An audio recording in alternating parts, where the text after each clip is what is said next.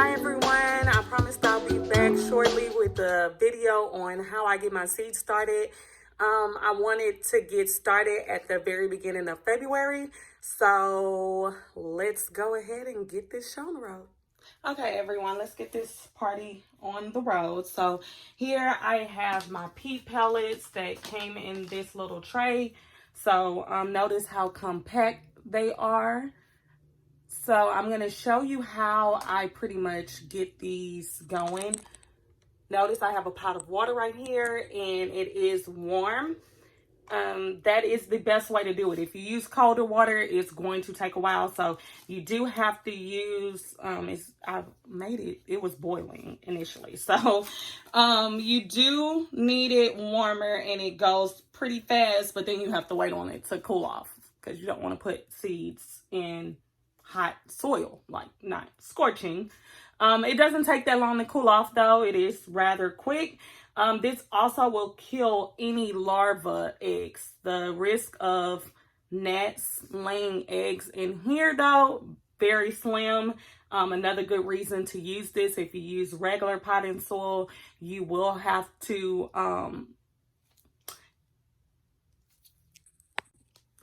if you use regular potting soil, you will have to kind of sterilize it, like nuke it a little bit in the oven. And I can show an example of doing that. It is just a way to kill off any of those eggs. Otherwise, you will get an infestation in your grow room if you choose to do it this way. You can do your seedlings outside.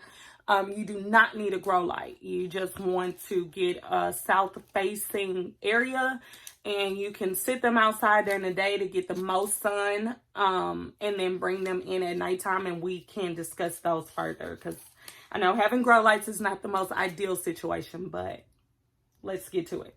So I'm going to show how I basically wet these. So I'm going to take out a few of these, and I'll probably speed up this part of the video because it's not anything special. So I plan on doing quite a bit of seeds. So I'm going to use that, but we can use this just to do the few to show you guys. And then I'll probably speed up this video really quickly. And I got something to dip out the water because, I mean, it is my pot. I don't want to put soil in there. So I'm just going to put those on there, and you guys put that water there and you can see them begin to soak up the water and expand. While that is going on, and that could have probably been a little hotter, I took a while to get this video started. These are the seedlings that I will show getting started today. So my most requested last year, and I'll show videos, not videos, pictures of my sunflowers. My most requested from my messages was, how did I get my sunflowers to bloom and look so pretty, get them so big? And so I will go through that. Honestly, I had no intentions on growing sunflowers this year just because it was a lot of work. I thought maybe I was just going through the trial and error period of killing some of them. Not only that, snails killing them, birds picking my seeds. I went through a lot for them, and then the blooming was not as long as I would have hoped. I think that the sun is just too hot in zone 9 from when I had them. So they bloom like in July, and that was just peak in the hundreds. So it took a toll on them. So I had no plans on really doing it or doing as many. So last year I did a lot of them. I just fell in love with them. But I know that I got a request for that, so I still wanted to do it. So here are those Mammoth sunflower seeds, some that I had left over from last year. So I just put them in a Ziploc bag there. And then I got this Dwarf Sunflower, and it's a dwarf teddy bear. So I thought that'll be different. And if you have like a patio or something, this is great for you. And you can do this in a pot if you don't have a yard. So regular sunflowers cannot be done in a pot. You would have to put them in the ground. They need a large root system. If you want, the larger the root system, the larger the head of the sunflower. And that's what everyone liked about mine. So you can only get that in the ground. And then I decided to do this darker maroon colored one just to do something different. And then I'm doing a standard one. So, we'll do those today. And then I have this pumpkin small sugar. So if you are growing, and I'm more so, I grow in pots, because when we bought this house, I did not care about how much backyard space I had. I was not into plants like this, especially not like a home, farm or garden like this, growing my own vegetables. That was the first thing from my mind. So I do have to utilize pots a lot. So if that's your situation, you're in the right place. However, in my front yard, I will put some things down in the ground, but not food. I use my front yard for my sunflowers. Like I said, they had to go down in the ground. So I got the pumpkins here. And these, if you get the small variety, they can be grown in pots, and we'll go through how to do that. And I got the bush sugar baby. My hand is shaking a little bit. Watermelon, and these are the smaller varieties as well. So this is great for potted plants. So we'll go through how I get my seedlings started there. I do plan on sowing, just if that's not your thing. I do have yellow pear tomatoes, sweetie cherry tomatoes, and golden jubilee tomatoes. So I do plan on sowing these. I have some tomatoes that are still living outside, so I'm going to have to pull those up because now they're like disease prone. So I did want to wait a little while, and if you paid attention on my grow shelf up there, I do have 2 tomatoes going. So I wasn't too pressed about doing this, but I will get a video up on doing it. I may just do 2 each, not a whole lot, because tomatoes are very heavy feeders. They require quite a bit of maintenance, and I have some other things that I want to grow this year. I did have these other 2 tomato varieties that I wanted to do this year, which is why I'm not doing a whole lot of those. It's the chocolate cherry. I thought that was different. So I wanted to see how these did here. And this variety, the honeycomb hybrid. I have never grown these before, so we'll learn and do this together. Once you know how to grow tomatoes, tomatoes are tomatoes, hopefully. So we'll see. I'm not sure. Like I said, we'll go through this pretty much together. And then I have the dark opal basil. I've never grown that. I have grown regular basil, but never the dark opal. And I have bell peppers. So I actually have some peppers that lived over, survived the dormancy of the winter time, and I'm hoping that they keep on their way. I may not need to do this, but if someone wants to see it, I'll do like 1 or 2 of them just to show the germination. Then I did have some standard flowers that we'll get into. So like this is my morning glory, moon flowers, 2 favorites. They vine though, so if you don't like things that vine, then this may not be the one for you, but you get some really pretty blooms, and you'll get tons of, oh my gosh, what kind of flowers that, how'd you get it to grow? If you need that for your front yard, this is the way to go. Very, very easy to grow. Does not require a whole lot. And then I have some marigolds outside already, but I wanted to try this one. I've never grown this one yet, and I bought my other marigolds already started. So just to show you what I plan on getting started, that is all of the seeds that I plan on getting started for now. The key thing to this is not doing more than you can handle. So know what you can handle and stick to that. So During this video that I'll put up, we'll just focus on these four for the most part. And then I'll do maybe my Moonflower and Morning Glory just to show these peat things, because I'm not going to use these for the watermelon or pumpkin because they need bigger pots and I don't want to disturb their root system too often. So yeah, and notice how these have expanded now. So there you go. That is your little pod. And I'm just taking it back out of here and putting it in here. So because I choose to do hot water, I take them out of that plastic thing, but that is not a requirement. You do not have to do that.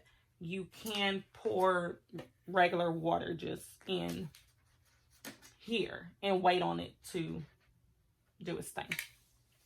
So another thing that I planned on doing was opening this up and using these. So if you've never seen these are Jiffy Pots. They are biodegradable. Once you grow with these, and you may have bought plants that were grown in these because sometimes they use them in the plants at Home Depot, I've seen for sure. The roots will start to grow through here. So you can put this directly down in the ground, directly down in your pot, whatever, and the roots will actually go through it and go out. And this is the easiest way if you do not want to disturb a root system. So transplanting, uppotting, all of that will disturb the root system, and some plants just don't like that. Once you disturb their roots, it's a wrap. And sunflowers are one of those. You don't want to disturb the roots of the sunflowers. You may interrupt their growing, and you may end up with smaller sunflowers than had you left the root system alone. So a lot of people want to know how I got giant ones. It was doing this and not disturbing the root system. If you have to disturb the root system, totally understand, but just know that you're risking getting a smaller sunflower. And these are really cheap. I don't remember exactly how much, but very cheap. They have different sizes. They have bigger ones. They have smaller ones. And they also have the seed sails like this made out of this as well. So you can cut the smaller ones from the sail tray and put those directly into whatever you plan on uppotting. So for these, I am going to use these to get those four started. And then I'll use this just for the Morning Glory and Moonflowers. So I did have some soil, and I will show you guys what soil I use. I will put a picture probably in this video. But I was going to just break open this net and I could do it like this and use this as my seed starting thing. So you don't have to use that if you don't need to. If you just want their seed starting mix, then that's a good way to go about it. And they do have different sizes of these. They do have larger ones. They come in about a smaller, half the box of this. So if you want bigger ones to get more soil and you just want to open them, very easy to just open it. So you could do it that way, or you could use, I have a bag of seed starting mix, also by Jiffy. I totally support them a whole bunch, and I'll show where I use the vegetable and herb by Miracle Grow. That is what this is. I just already had this ready to go. But I will put a picture of the bag. That's not sponsored or anything. I wish. I buy that a lot, and I think that is the best soil to use if you are, this is the best soil to use if you're in Houston. It does not hold on to moisture, and although it says that it is for in-ground, it is like more of a sandy texture, and you need something that is well draining in Houston, and we'll get into the many different reasons why you need that for Houston. So I'm going to go ahead and get these filled with soil, and then I'll be back.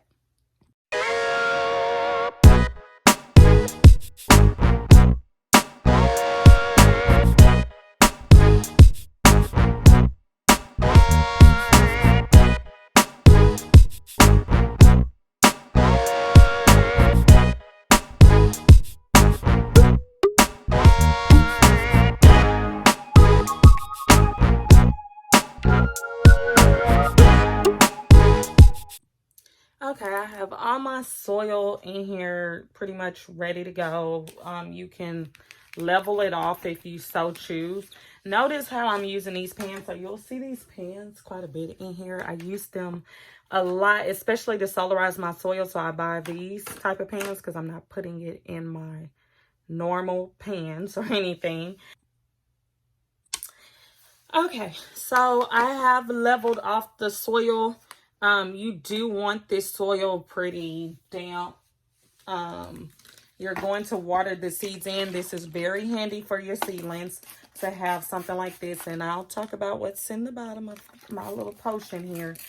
But you want your soil to be pretty much damp when you do this. And this isn't spraying like it should for me, but you want it to be really moist and just create the perfect habitat for your seedlings to germinate. So there is a paper towel method to germination if you feel like it's going to take you a while to get seeds germinated.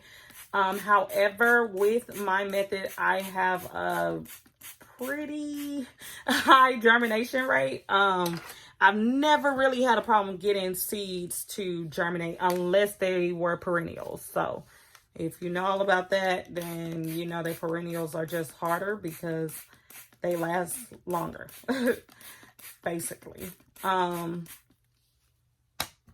Annuals like these moonflowers and the sunflowers or morning glories, very easy to germinate. And so I have a problem with killing my seedlings. I don't like to thin them, but that is something that you need to do in order to get the best success rate. So what I do, because it usually doesn't take my seedlings that long to germinate, is I will sow one seedling and I'll just make sure to keep that way. But if it grows, then I don't want to have to kill one of them or even go through the trouble of trying to separate them from each other, and because that will stunt the growth of the seedling as well, to disturb the root system that early. So today I will only be showing one seed. You may have seen from other videos where they sow multiple. That is preference. It is not necessary, and for the environment that I have my seeds in, they do pretty well. So I don't think that is necessary for me. If you have a poor germination rate where you're located, or your environment, then you can choose to sow more than one seed. Totally up to you. So this is my bush sugar baby, and I'm going to show you guys what these seeds look like. So I'm just like putting some of them in my hand, and I mean, they're watermelon seeds, so there is nothing special about them, but I'm going to sow 2 watermelon seeds. So I'm going to sow one in here and one in there, and then I'll label them. So this came with labels. It does say it came with labels, and one second, here they are. And so I'll write the labels. I'll write on these labels with a little pen and stick it in there to show that that's what I planted, just in case I forgot. That's not totally necessary unless you need to know how much water to give them. But watermelons and the pumpkins are pretty much going to be done the same. They're going to get pretty big. So, in this thing, you need just anything that you can dig down in there with. I've seen people do it with pencils, pens, whatever. But this I got from on an orchid. So I have tons of orchids. But when they come with the little stick in there to anchor the bloom. And so I just took that and now I use it to sow my seeds. So yeah, did that. So I'm just putting a hole in here, and if you guys can't see that, I'm just going to put a little hole in there, and I'm going to drop my seed, one of my seeds, down in there. So nothing too special or difficult about that. And then I'm going to make sure to cover it back. So I'm going to cover it. And you don't want to bury your seeds really deep. So that's really at the top. I just want enough to create darkness but not enough to where my seed is going to have to fight to come through this. So you want a light and fluffy seedling mix. So I'm going to water that a little bit again. And every day from now until I see a sprout, I need to do this. Just like that. So that one's done. And I'm going to move on to this one. And I'm doing the exact same thing. Just going to dig a little hole right there. And because this is a watermelon seed, I'm going a little bit deeper, but it still does not even need to be that deep. So notice. And when I drop that down in there, you can kind of see how far it goes, but not deep at all. See that? And then put this on top. Okay? And then I'm going to spray this to settle it all in. And I'm done. My watermelon seeds have been sown. I'm only doing 2 for now. I want to see how this goes, right? We're trying some things out. So this is my pumpkin. Pumpkin seeds are much bigger. You've probably seen pumpkin seeds before if you used to eat them. I know I used to. But pumpkin seeds are much bigger, so you can go a little bit deeper with them. I actually tried to grow a larger variety of pumpkin last year, and that was too big for my grow room almost immediately. So here we go. Just put a little hole in there. Oops, didn't mean to do that. That one on top of there, but I just put it down there and I'm going to cover it. And if you need to get more soil, do that. There's no exact science to this, I promise. It's just they need wetness and darkness to germinate. As long as you create that environment, you should be okay. If the seed is a dud, like, you know, you got a bad batch of seeds, that has nothing to do with you. It was just a bad batch of seeds. So I usually buy these seeds from Home Depot, Walmart, wherever I find them, honestly. If you get a bad pack, that's just what's going to happen. No matter what environment you put them in, it'll just not grow. So don't blame yourself for that. Here you go. And covered that back up. Really easy. Really quick, really easy. With that, and moving right along here. I may want to do, now I'm going to do my Dwarf Sunflower and then this one. I'm probably going to do 2 of these, but I have to get some more of these.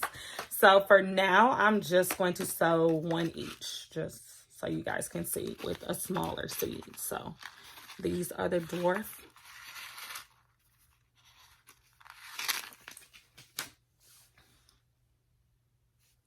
Oh, I thought I dropped it. But there you go. Really small. So I'm going to take this here. And I'm really not going to go deep with this at all. I'm going to handle this a little bit differently because it is a dwarf. And honestly, I may be able to put this in a pod and then up pot from the pod, like as soon as it gets its true leaves. And we'll go over what I mean by true leaves if you don't know that terminology. Here we go.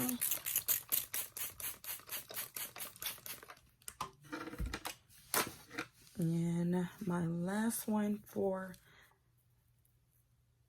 my bigger pots. Create a little hole in there. Open this up.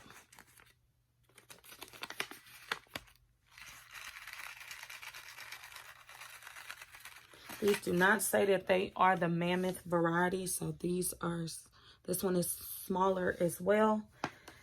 I'm going to show you guys me sprouting the Mammoth sunflowers in there just because I ran out of these today.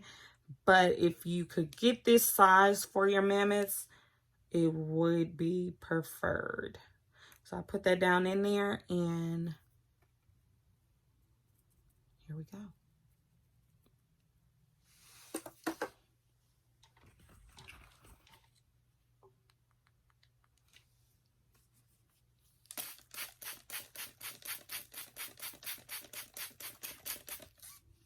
All right, now this one is ready to go, and I am going to put it right over there in that bottom, on that bottom row right here. And notice I have a little Amazon box under there because I want them closer to the light. So I'm still going to get another Amazon box, or another box period, or stack them up on DVDs, how I have the ones at the top up there on DVDs. I have a couple of options, but you do want them closer to the light so that they don't get leggy, and we'll go over what I mean by leggy. I may actually let some of them get leggy to show you what I mean by that. And I keep a towel in here just because it helps me to clean up my mess pretty easily. I can wrap this up, take it outside, and dust it off, shake it out. So it makes cleanup a lot easier for me. So I'm done with these here.